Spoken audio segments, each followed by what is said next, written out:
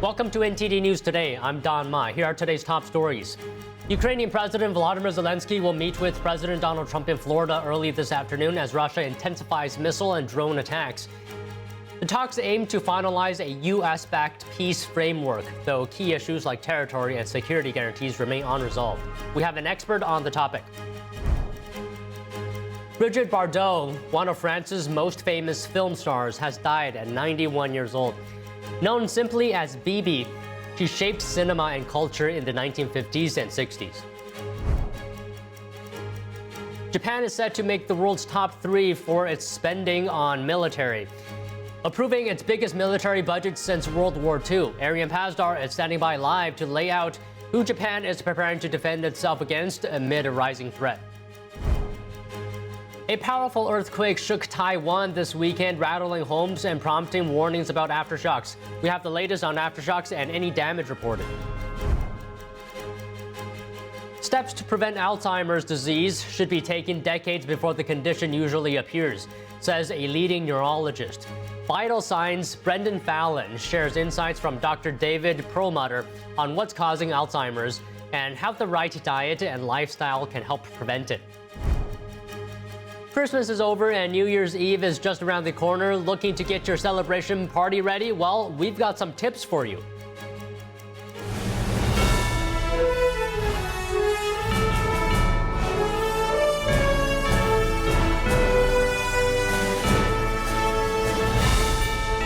This is NTD News Today, live from our global headquarters in New York City. Good afternoon, and thank you for joining us this Sunday.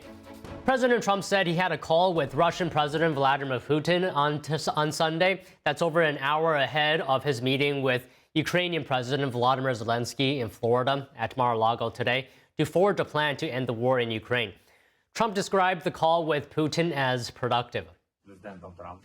Zelensky said he plans to discuss the fate of Ukraine's Donbas region, an economic agreement, and U.S. security guarantees. The future of the Zaporizhzhia nuclear power plant is also among the topics. The U.S. has proposed Ukraine and Russia share the energy from the plant. It's currently controlled by Russia. Russia has taken control of about 12% of Ukraine's territory, including about 90% of Donbas. Zelensky said on Friday that the proposed peace plan was 90% finished, but the issue of territory, if any, will be ceded to Russia remains unresolved. While Moscow insists on getting all of the Donbas, Kyiv wants the map frozen at current battle lines. The U.S. has proposed a free economic zone if Ukraine leaves the area. Russia attacked Kyiv and other parts of Ukraine with hundreds of missiles and drones on Saturday ahead of what President Volodymyr Zelensky said will be a crucial meeting with President Trump to work out a plan to end nearly 4 years of war. Here's more. Ukrainian officials say at least 2 people were killed and dozens more injured by Russian strikes on Saturday in Kyiv and other parts of the country.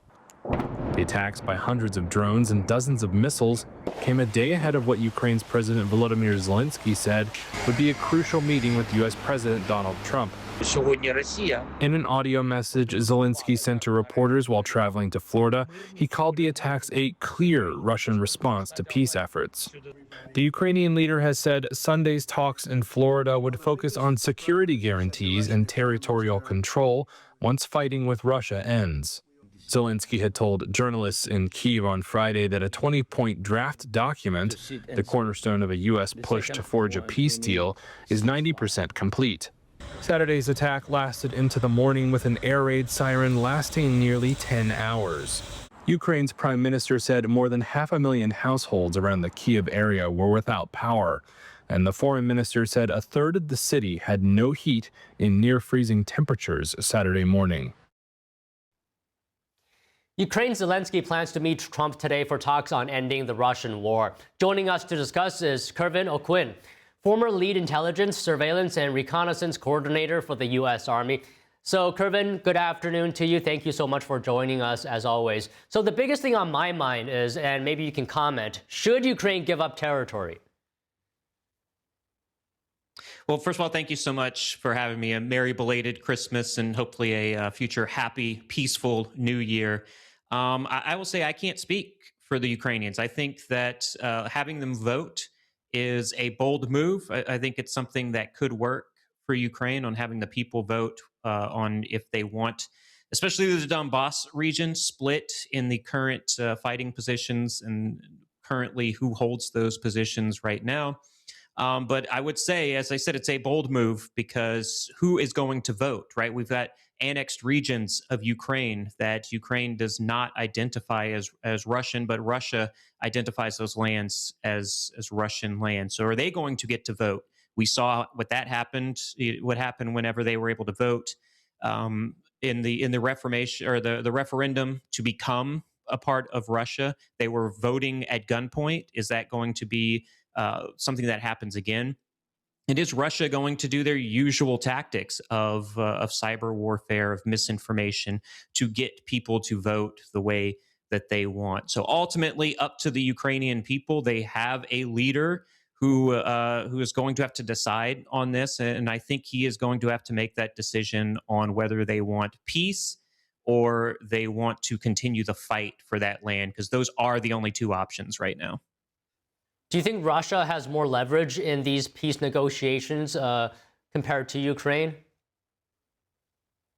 Yeah, absolutely. And I think every day, every winter evening that the power goes out in Ukraine, Russia gains more leverage in the negotiations. And this is their power play. This is what Putin is doing. He's done this every winter since this war began.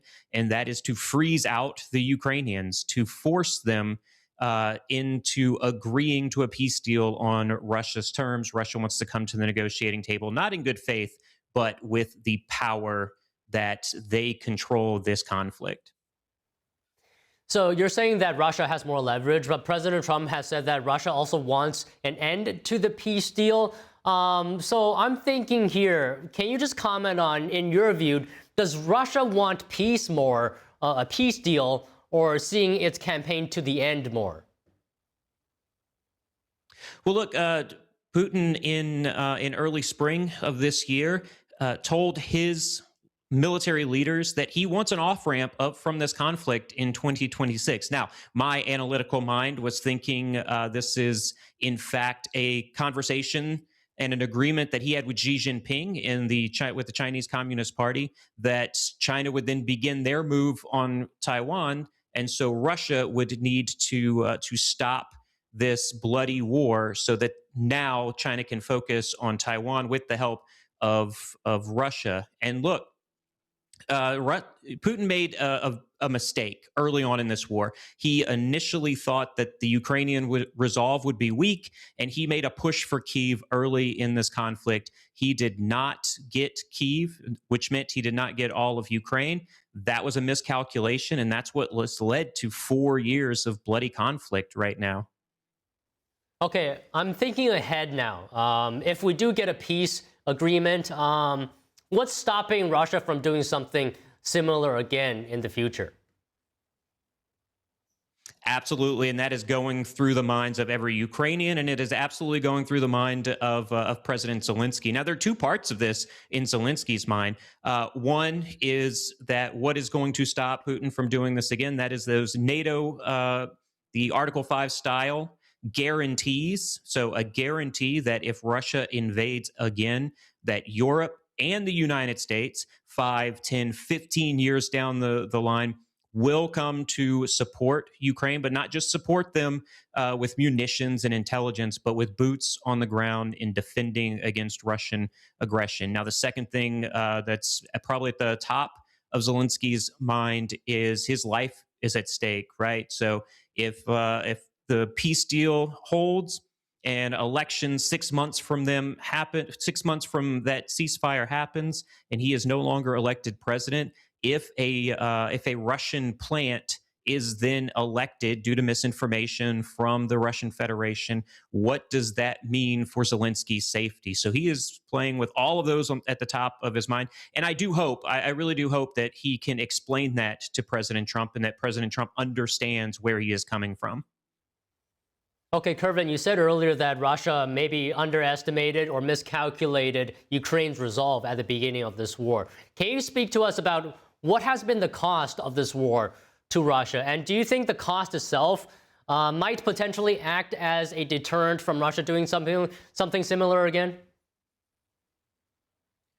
So it's a great question. It's something that analysts from all over within U.S. intelligence, within British intelligence, have debated this subject. Some of the analysts that I respect very much, who've followed this conflict from the very beginning, in fact, say that Russia, even with all the sanctions and selling oil at the cheapest price that they can sell it, they are still in a wartime economy, meaning that the war is funding the country at this moment. So if the war ends and there is no more push to expand their military, then the economy of Russia collapses. I kind of go on both sides of this one. They are in a wartime economy, but if they can stop this war and focus on if they can get the sanctions pushed off of their backs, and they can focus on reindustrializing Russia, they may be able to survive this. And China's going to be a key player in that as well. Will China be able to sustain and prop up the Russian economy if they help in a future conflict in the Indo-Pacific? Okay, Kervin, we just have a little bit of time left, and I wanted to take that time to ask your comments on something else, and that is the U.S.'s strike on ISIS in Nigeria. President Trump has framed this as sort of protecting Christians, right? Can we get your overall reactions to what has transpired on this front? Yeah, look, I think we all knew this was coming. If you didn't know it was coming, you didn't see the Truth Social remarks in late November. Christmas, it's a symbolic day. It's a Christian holiday. So, right, I think everyone knew that if it was going to take place, that would have been the day that it was going to take place. Now, are Christians being persecuted in Nigeria? The data says that it's unclear, but are Christians dying in mass numbers in Nigeria? Absolutely. Look, half of the country, and I believe it's like 47% are Christian and just over 50 are Muslim, but it's almost a 50-50 split between Muslims and Christians. And a majority of Christians are being murdered, but this is more tribal and sort of killings for resources in the area. But the Trump administration has made the decision that they are going to use that to project power in the region, to say, hey, Nigeria, and look, we're hearing now, right, that Nigeria was part of this plan. This is all something that Secretary Pete Hegseth has said. Countries need to be involved in their own security. The United States is not going to do that for them alone, and it looks like both in a partner aspect that Nigeria and the United States did this together.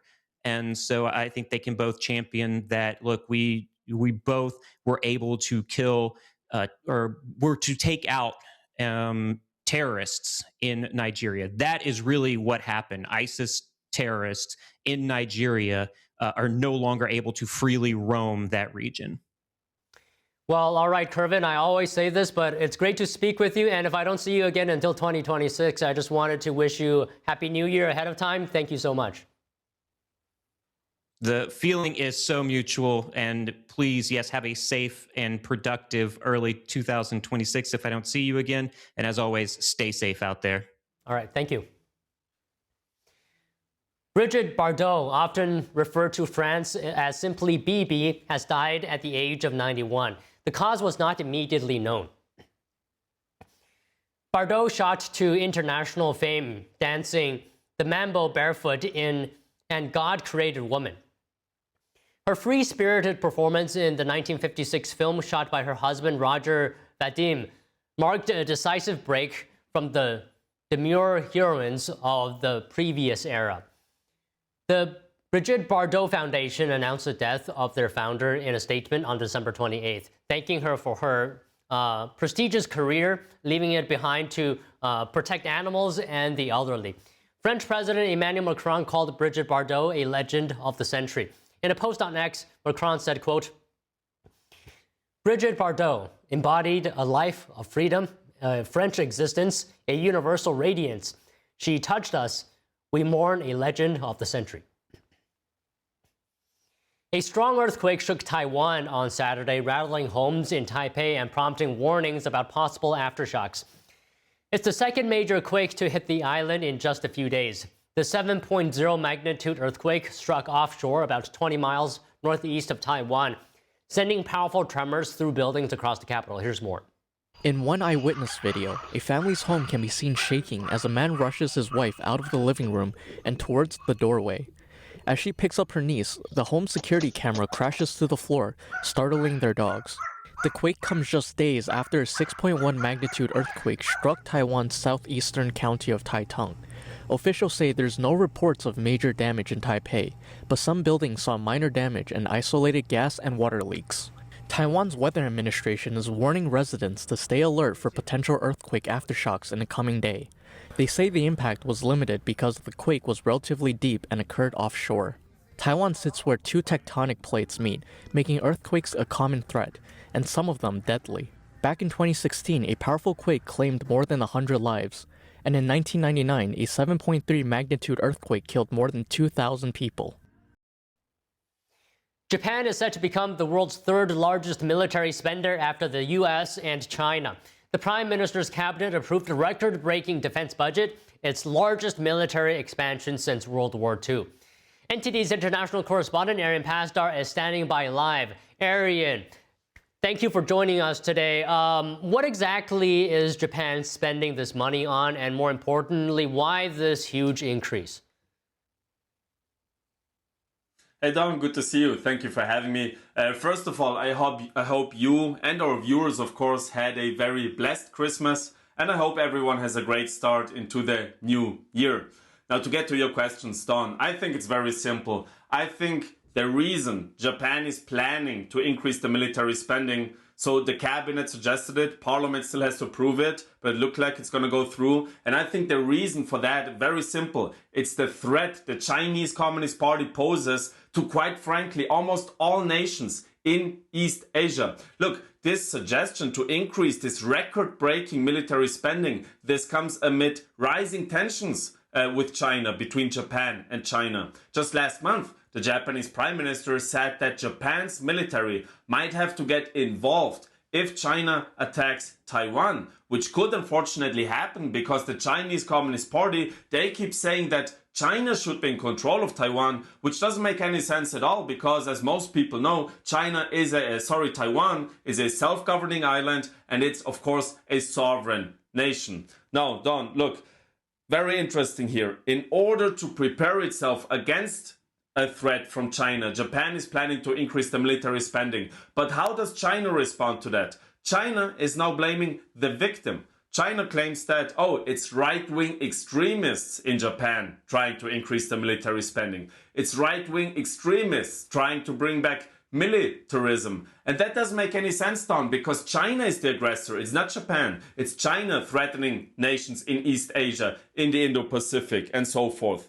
And it's not just me saying that. Japan's defense minister, he actually voiced a similar opinion when speaking about this issue just on Friday. Let's take a look. This budget represents nothing more than what is minimally necessary for our country, which is facing the most severe and complex security environment since the post-war period. Information warfare is being conducted with campaigns that ignore the severity of Japan's surrounding and the military buildups of other countries. The information warfare instead gives the impression that Japan alone is pushing ahead with military expansion. We intend to continue clearly and repeatedly explaining these points. Now, Don, I just made the point, or the claim, so to speak, that China is the aggressor here, and I want to go deeper into that because, first of all, China is threatening Taiwan. China is always having problems with India, but there is another point to prove that it's, so to speak, China's fault. You can take a look at Russia, which is a close ally of China. Russia started the largest war in Europe since World War II. And I'm raising this point because, you know, I think some conservatives, they think of Russia as this conservative safe haven, representing conservative principles. But the truth of the matter is, Don, that Russia has an extremely high divorce rate. They don't value family. They don't have religious freedom. Those are not conservative values. Those are all communist values and communist ideas. I mean, what I just said about religious freedom, just take a look at the Falun Gong spiritual belief, which is based on truthfulness, compassion, and tolerance. The US largely supports Falun Gong. Look at the only countries where people are not allowed to practice it. China, Vietnam, Russia. All those countries where these communist ideas are so prevalent. And why am I bringing Russia into this? It's to undermine, or it's to prove the point I made earlier. China is the aggressor. Together with Russia, it's this unholy alliance creating chaos in the Indo-Pacific, creating chaos in East Asia, in Europe. Japan is increasing its military spending simply to defend itself. Don? I mean, that's a good point, Arian. I also wanted to ask you, what exactly will Japan spend the money on, and how high is this record-breaking budget? Yeah, great question. So first of all, it's important to note that it's going to be, if approved, Japan's highest military budget since the end of World War II. You know, Japan, very similar to Germany, they kind of had to demilitarize after the Second World War. Obviously, both of those nations lost, but now they're both on track to, you know, increase military spending again. Germany because of Russia, Japan because of China, which is what the point I just raised. Now, the budget is worth almost $60 billion in US dollars, you know, if you convert the currencies. What's also very interesting, Don, is another reason for Japan to increase its budget is partly also because of President Trump.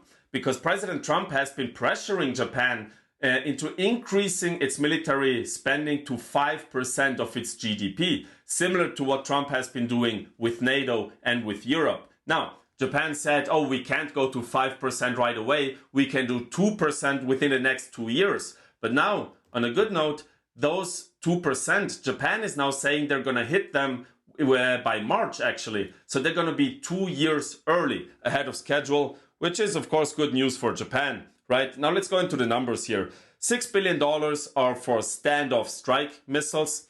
$1 billion are for cruise missiles. That's very interesting. Those cruise missiles have a range of over 600 miles, meaning they could hit mainland China if needed. Another $640 million for defense technology. They kind of want to build a defense shield using drones. And those drones will be used in the air, at sea, and even underwater, Don. Lastly, $1 billion for fighter jets with the UK and Italy. Now, Japan's defense minister, he says those measures are necessary to protect the Japanese people. Let's take a look. Under these harsh security conditions, these budget measures are intended to steadily advance the fundamental strengthening of defense capabilities in order to resolutely protect the lives, safety, and peaceful way of life of the people. Right, Don, just to summarize here, Japan is preparing to possibly defend itself against China if needed. Japan is following calls from the US and from President Trump in doing so. And Japan is hitting those goals ahead of schedule, 2 years ahead of schedule. Don? All right, Arian, thank you for that report. President Trump posted on his Truth Social Saturday saying, quote, tariffs are creating great wealth and unprecedented national security for the USA. Trade deficit has been cut by 60%, totally unheard of. 4.3 GDP and going way up, no inflation. We are respected as a country again. NTD's Washington correspondent Jack Bradley breaks down what's at play. Tariffs. My favorite word, tariffs. President Trump has taken an aggressive approach to tariffs over the past year. And whether you're for or against them, they've created a major change in the global economy. Critics have argued that tariffs on goods fall onto the consumer, but it's not immediately clear that prices on certain tariffed goods have gone up. And the latest Bureau of Labor Statistics report on the annual inflation rate shows that it dropped from 3% to 2.7% last month. Now, President Trump has many reasons behind these tariffs, and one of the main ones is to rebalance unfair trade practices with other countries that have been putting up trade barriers against the U.S. for years, and also to encourage domestic manufacturing. Trump said that these tariffs have already been encouraging trillions of dollars in U.S. investment. Companies know that if they build in America, there are no tariffs, and that's why they're coming home to the USA in record numbers. They're building factories and plants at levels we haven't seen, AI, automobiles. We're doing what nobody thought was even possible, not even remotely possible. There has never, frankly, been anything like it. 1 year ago, our country was dead. We were absolutely dead. Our country was ready to fail, totally failed. Now, we're the hottest country anywhere in the world, and that's said by every single leader that I've spoken to over the last 5 months. In that year-end address, President Trump said to the nation that he's sending $1,776 bonus checks to 1.45 million military members. Trump says that the income made from tariffs made it possible. And the checks are already on the way. Nobody understood that one until about 30 minutes ago. We made a lot more money than anybody thought because of tariffs, and the bill helped us along. Nobody deserves it more than our military, and I say congratulations to everybody. And by the way, we now have record enlistment in our military, and last year we had among the worst recruitment numbers in our military's history. What a difference a year makes. Now, President Trump also said that he used the threat of tariffs to end certain wars, such as between India and Pakistan, Cambodia and Thailand, and between the Democratic Republic of the Congo and Rwanda, just to name a few. Trump has also used tariffs as part of a separate negotiation with other countries on a range of issues, including on illegal immigration and drug trafficking. He lowered tariffs on China by 10%, for instance, all in exchange for curbing fentanyl precursor chemicals to the U.S. He also placed tariffs on Mexico and Canada to stem the flow of fentanyl, other drugs, and also illegal immigration to the U.S. Now, on the domestic front, Trump said that tariffs could be used to potentially lower or eliminate federal income taxes, pay off the national debt, and send dividend payments worth $2,000 to low and middle-income families next year. The Supreme Court is hearing a case on whether to uphold or reject Trump's tariffs under an emergency law. If it's rejected, it could result in the U.S. having to refund all of the collected tariff money, which now amounts to hundreds of billions of dollars. And Trump has called this case the biggest threat to U.S. national security and could render the nation financially defenseless. Reporting by Jack Bradley, NTD News. Coming up, Christmas is over and New Year's Eve is just around the corner. Looking to get your celebration party ready? We've got some tips to help you ring in the new year. Snow and ice battered the U.S. Northeast, causing widespread flight delays and rail disruptions. Officials in New York and New Jersey urged residents to stay off dangerous roads. More in just a moment here on NTD News Today.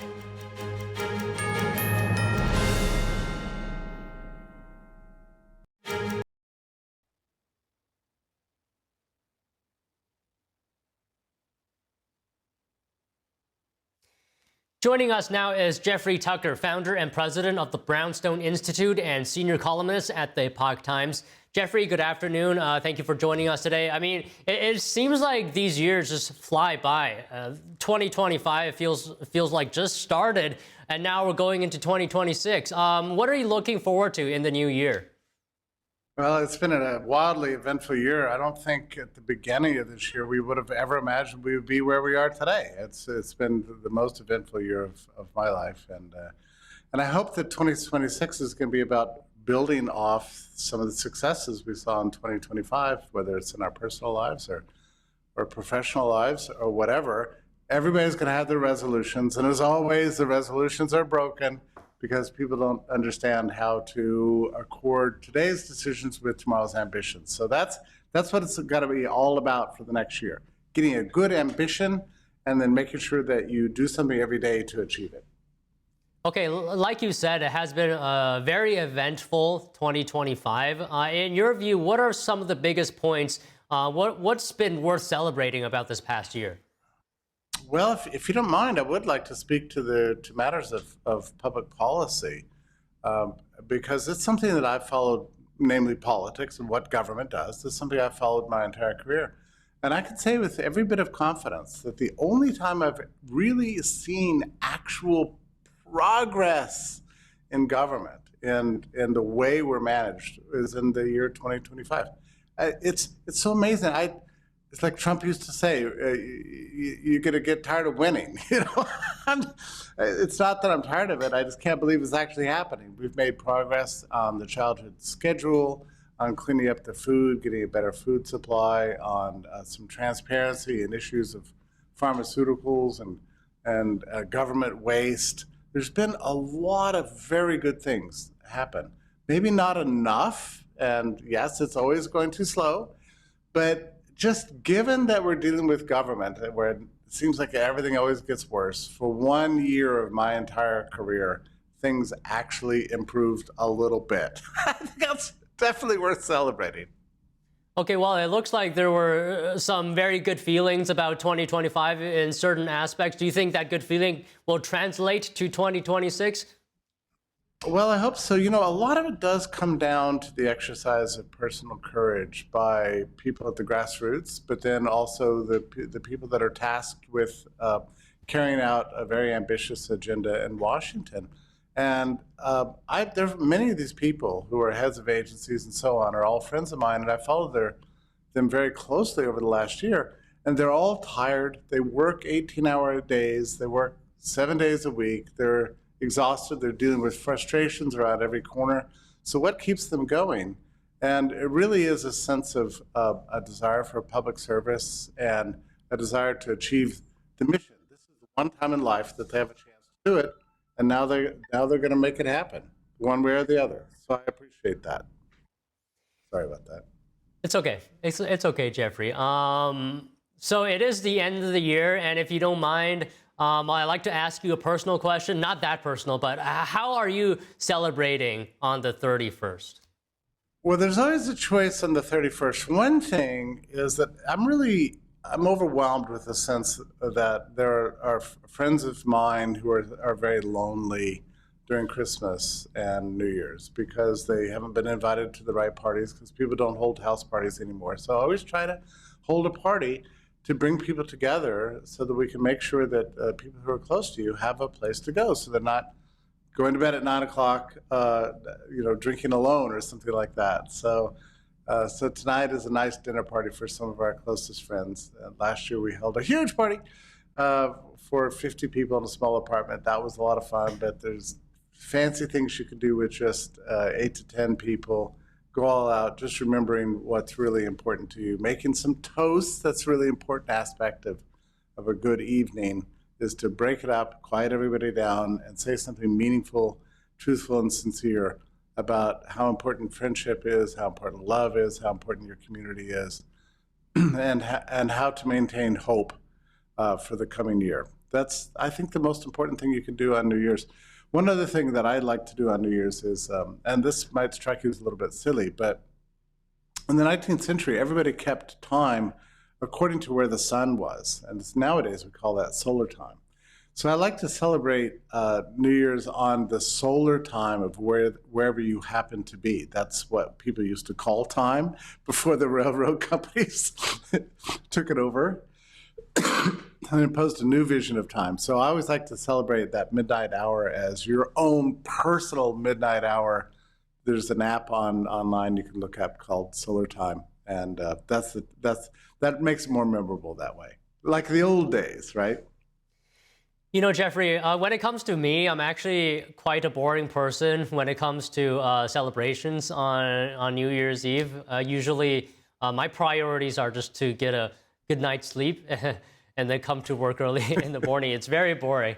Maybe I'll do something this year. Who knows? Well, that would be very nice. That would be very nice. The one thing is, in the next morning, you never regret that you went to bed early. That's for sure. Exactly. And that's what I value, you know, feeling good in the morning. Okay, maybe last question here. Speaking of 2026, what do you hope will come? Well, what do you hope comes true in 2026? And what do you think America's New Year resolution should be, in your opinion?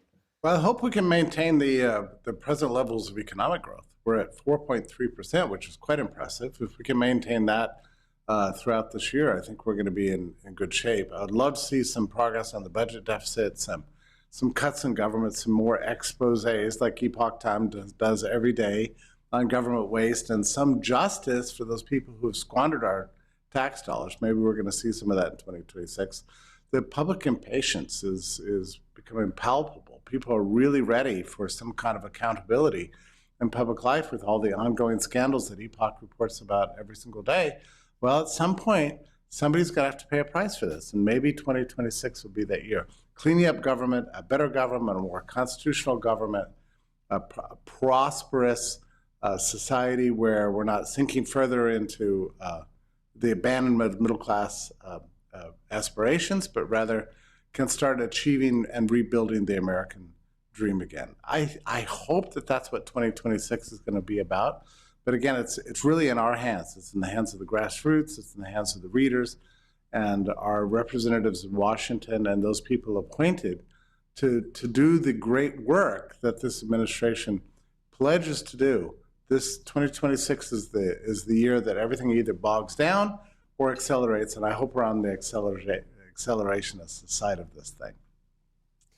Well, no matter what happens next year, I think we can all expect a very interesting 2026, to say the least, with midterms as well happening next year. So a lot of things to look forward to, and we'll probably be speaking about many of them together in the coming New Year. Jeffrey, thank you so much. Thank you so much, and happiest of New Year's to you. And let's have a wonderful evening and look forward to a great year next year. Thank you. A mix of snow and ice bore down on the U.S. Northeast on Saturday, disrupting post-holiday weekend traffic and prompting officials in New York and New Jersey to issue weather emergency declarations, even as the storm ebbed by mid-morning. By early Saturday, about 6 inches to 10 inches of snow had fallen across an area from Syracuse in central New York to Long Island in the southeast of the state, as well as Connecticut. New York City received 2 to 4 inches of snow overnight, with 4.3 inches reported at Central Park, the most since 2022. Wear warm clothes because it's kind of cold in here, and just have a kind of chill attitude and go with the flow, because there are always hiccups and delays. People in much of the Northeast were advised to stay off the roads because of treacherous conditions, with states of emergency declared in New York and New Jersey. Thousands of domestic U.S. flights were canceled or delayed, with many in the New York area. Boston's ABC affiliate WCVB reported that travelers booked on Amtrak's busy Northeast corridor experienced long delays and cancellations after a downed-wire disrupted service. Actually, we were on a train at 3 o'clock, and we called up Amtrak, and it was because of a power line down somewhere in New England, and they put us on a 5 o'clock train back home. So all in all, we are just slightly delayed. The National Weather Service warned of hazardous travel conditions from the Great Lakes through the northern mid-Atlantic and southern New England, with the potential for tree damage and power outages. Coming up, steps to prevent Alzheimer's disease should be taken decades before the condition usually appears, says a leading neurologist. Vital Signs' Brendan Fallon shares insights from Dr. David Perlmutter on what's causing Alzheimer's and how the right diet and lifestyle can help prevent it.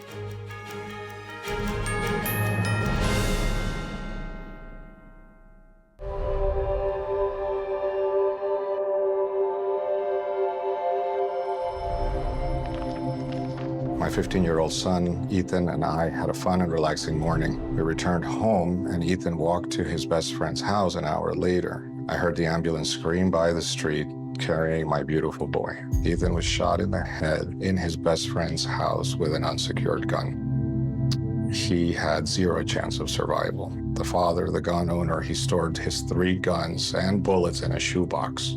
How do you feel? That has to be the most horrific experience that a human could ever have. David, would you give any advice? First thing you do is not keep your ammunition with your weapons, and that your weapons need to be locked at all times.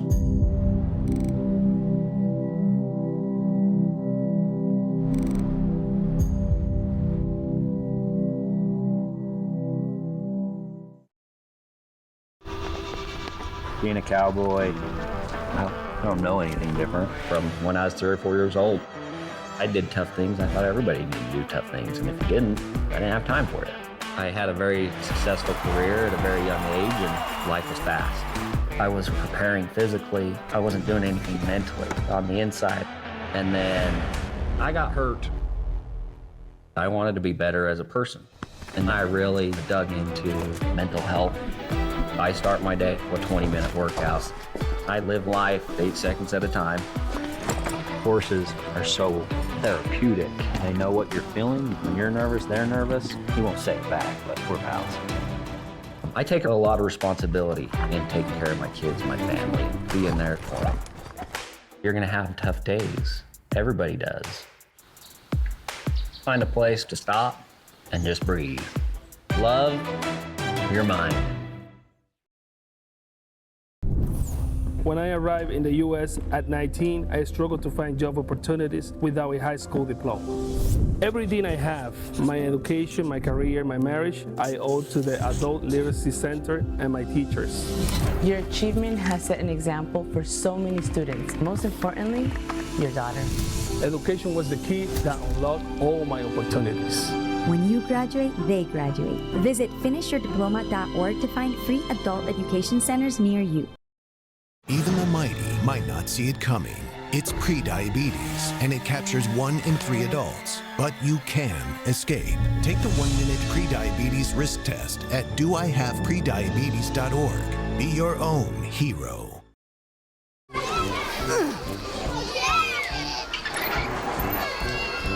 If you love them enough to crawl into a play place to get them to come down, then surely you'll check nhtsa.gov/the right seat to make sure they're in the right car seat.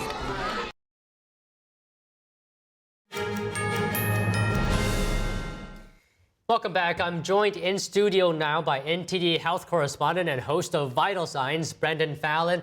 Vital Signs offers natural and nutritional ways of optimizing our health. So Brendan, good to see you. Hope you had a great Christmas. What do you have for us today? Thanks, Don. Yeah, I had a great Christmas. And I want to talk about hope on the Alzheimer's disease front. It's a very scary disease. And people probably at my age, in their 40s, even younger, are possibly looking at their parents or the experience of their grandparents who may have had this condition and starting to worry about, is this something that I may be facing when I get to that age? The good news is that it's at our age, or my age, 30s, 40s, that we can start taking steps to prevent Alzheimer's further down the line. And I spoke to a doctor, Dr. David Perlmutter. He's a neurologist. He's also a fellow of the American College of Nutrition, which says something about the primacy he places on nutrition as a factor in preserving brain health. And he's garnered a lot of views. Like, he has millions of people watching his videos on YouTube, focusing on the metabolic factors in preventing Alzheimer's disease and other neurological conditions. And by metabolism, we're talking about how the body makes energy from food and what we drink. This first clip, I'm asking him, what is the connection there? What is the connection between our metabolism and developing a brain disease like Alzheimer's?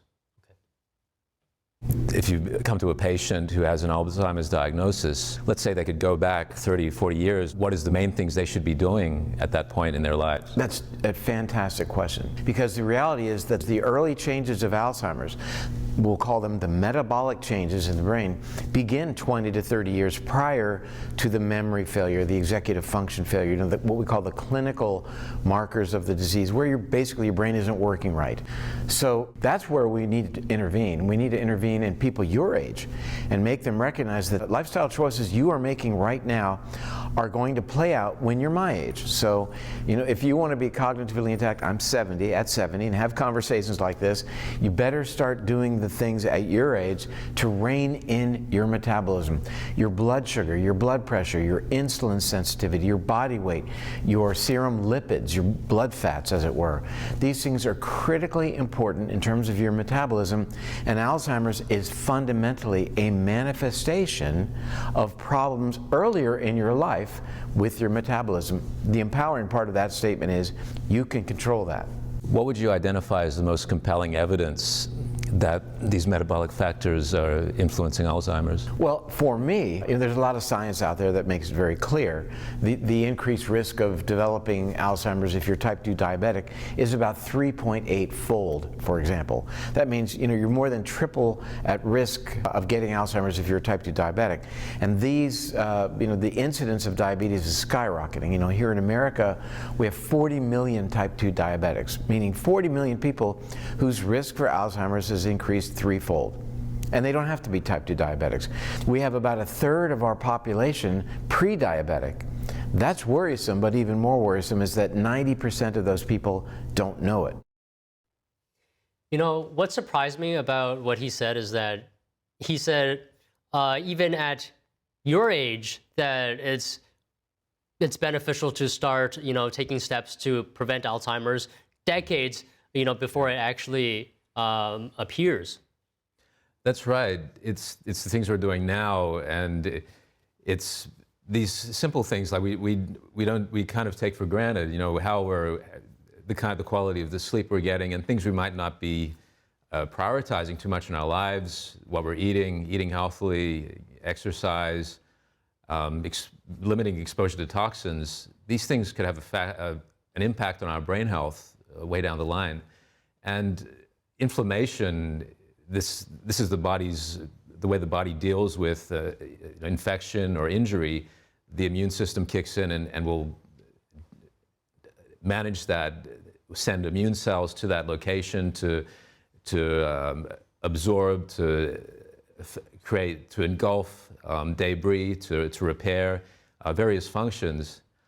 This is actually something that Dr. Perlmutter talks about as an extension of what is happening in terms of Alzheimer's disease. This next clip, he's making the connection between what happens in the immune system and what's happening in the brain, how the brain health can deteriorate. Dr. Perlmutter, what is it that, in terms of diabetes, the phenomena of diabetes that is leading to the brain degeneration? That's a wonderful question, and I'll tell you why. Because we've known about the statistic I just quoted about the threefold increased risk, but that was about as far as the conversation went. And so now you ask the question, okay, why is that? And I think that's a great place to go. And one of the explanations is that there are a couple. One that I think the fallback has always been, well, high blood sugar bonds to our proteins, and that becomes pro-inflammatory, and as we all know, Alzheimer's is an inflammatory disease. Problem solved. Well, that's interesting, but let's go a little deeper. We know that when our blood sugar elevates, it tends to change our brain's immune system away from being supportive and loving, if you will, but allowing our neurons to function well and our synapses to work well. Those same cells can shift from being friend to being foe. These are the microglia. The microglial cells can shift from being supportive to being destructive. High blood sugar, insulin resistance, inflammation, viruses, breakdown products of proteins, toxins in the environment, PM2.5s, microplastics, leaky gut, all of these things can converge and send signals to our wonderful supportive microglial cells and change them so they turn their backs on us. What's so important about that? First, is that we understand this is a fundamental mechanism across the spectrum of neurodegenerative conditions. It's not just Alzheimer's, but it includes any number of neurodegenerative conditions, including multiple sclerosis and Parkinson's and PSP and multisystem atrophy and Lou Gehrig's disease. After hearing what he said, I think, me personally, I should even start taking this more seriously, eating more healthy, because recently I found myself, compared to before, I've been forgetting more often than I used to. So, I better take steps as well. Well, maybe after the new year, Don, because you want to have some positive experiences on that front. I think having a good time with family and friends is also probably a good effect on brain health, too. Yeah, definitely. Well, all right, Brandon, another great segment today. Thank you so much for joining us. Good to be on, Don. Thank you. And to see the full Vital Signs interview with leading health experts, just go to your web browser and enter ept.ms/vitalsigns. Coming up, 200 years ago, a small English town changed the way we travel forever, and its legacy shaped rail networks around the globe. Stay tuned.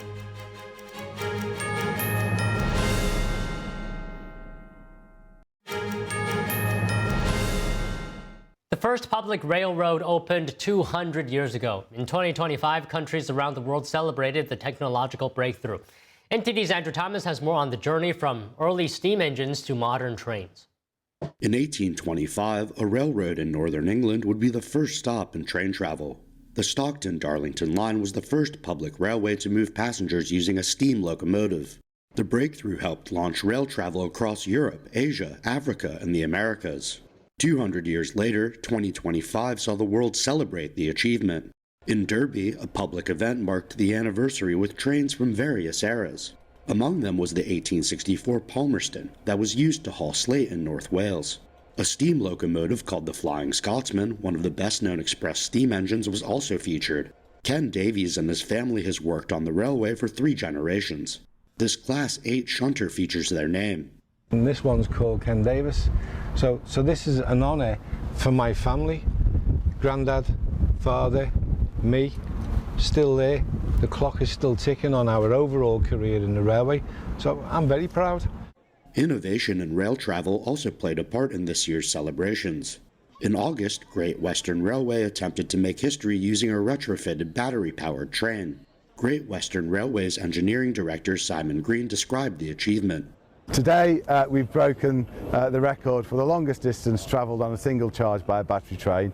We've done just over 200 miles and that's broken the record by quite some distance. In Paris, an exhibition featured full-scale replicas of the new Orient Express. The installation also marked 100 years of Art Deco design, with visitors able to walk through reconstructed train cars.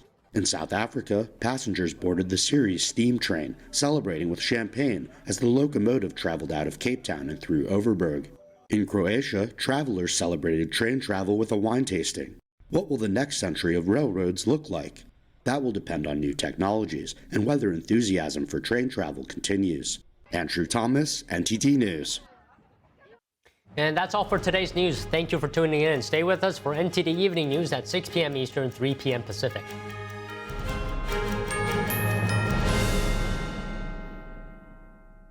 NTD News, the fastest growing